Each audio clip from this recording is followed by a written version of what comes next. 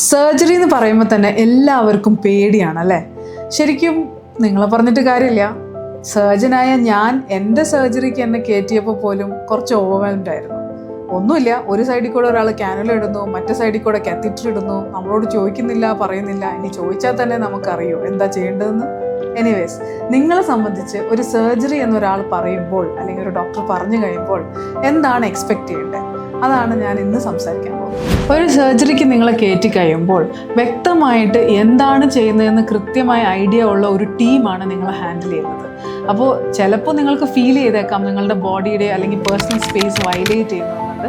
പക്ഷേ it is for your good. നിങ്ങൾക്ക് എപ്പോഴെങ്കിലും വല്ലാത്തൊരു പനി വന്നിട്ട് ഒന്നും ചെയ്യാൻ പറ്റാത്തൊരവസ്ഥ വന്നിട്ടുണ്ടോ? എന്നാൽ സർജറി കഴിയുമ്പോൾ ഏകദേശം ആ ഒരു അവസ്ഥയിലാണ്. നിങ്ങൾ അറിയുന്നില്ല നിങ്ങളുടെ ബോഡിയിൽ വരുന്ന സ്ട്രെസ്സും അതിനുണ്ടാവുന്ന റിക്കവറി ടൈമും. പക്ഷെ എക്സ്പെക്ട് ചെയ്യേണ്ടത് ഒരു 1 വീക്കാണ്. 1 വീക്കിനുള്ളിൽ നിങ്ങൾ മോസ്റ്റ്ലി ബാക്ക് ടു നോർമൽ ആവാം. വേദന അതെന്തായാലും ഉണ്ടാവും. It won't be zero.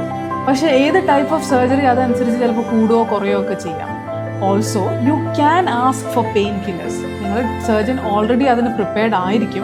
എന്നാൽ പോലും if you think you cannot handle it, നിങ്ങൾക്ക് എപ്പോഴും നിങ്ങളുടെ ഹെൽത്ത് കെയർ പ്രൊവൈഡർ ടീമായിട്ട് കോൺടാക്ട് ചെയ്യാം. നോർമലായിട്ട് വയറ്റിൽ നിന്ന് പോകാൻ കുറച്ച് സമയം എടുത്തേക്കാം. നിങ്ങൾക്ക് യൂസ് ചെയ്ത അനസ്തീഷ്യയുടെ അളവും വേദന സംഹാരികളും എല്ലാം കൂടി ആകുമ്പോൾ കുറച്ചൊരു ഡിലേ ആൻറ്റിസിപ്പേറ്റ് ചെയ്യാവുന്നതാണ്. മുറിവ് ഉണങ്ങാൻ കുറച്ചധികം സമയം എടുത്തേക്കാം.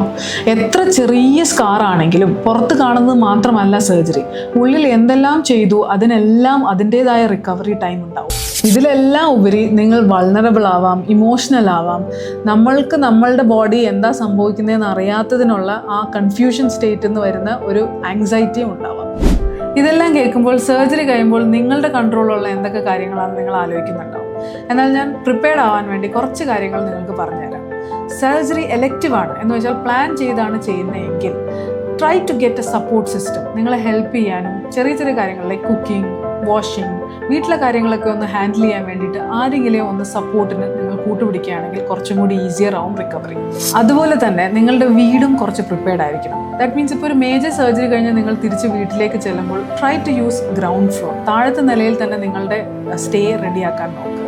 പിന്നെ ഈസി ആയിട്ട് ഡൈജസ്റ്റ് ചെയ്യാവുന്ന ഫുഡ് അതെല്ലാം വീട്ടിൽ റെഡിയാക്കാനും ശ്രമിക്കുക. അതുപോലെ തന്നെ വീട്ടിലേക്ക് പോകുന്നതിന് മുന്നേ നിങ്ങളുടെ സർജനോട് തീർച്ചയായിട്ടും ചോദിക്കേണ്ട കാര്യങ്ങൾ എന്താണെന്ന് വെച്ചാൽ എന്തെല്ലാം മരുന്നുകൾ എടുക്കാം, എന്തെല്ലാം എടുക്കരുത്, എന്ത് ഭക്ഷണം കഴിക്കാം, എന്ത് കഴിക്കരുത്, എപ്പോൾ കുളിക്കാം, നിങ്ങളുടെ ഡ്രസ്സിങ് നനയുന്നതിൽ പ്രശ്നമുണ്ടോ, നനയാൻ പാടില്ലാത്ത സ്ഥലങ്ങളുണ്ടോ, ലാസ്റ്റ്ലി എന്നാണ് റിവ്യൂ ഡേറ്റ്, എപ്പോഴാണ് തിരിച്ചു വരേണ്ടത്, ഇനി അഥവാ അതിനു മുന്നേ എന്ത് കണ്ടാലാണ് നിങ്ങൾ തിരിച്ചു വരേണ്ടത്.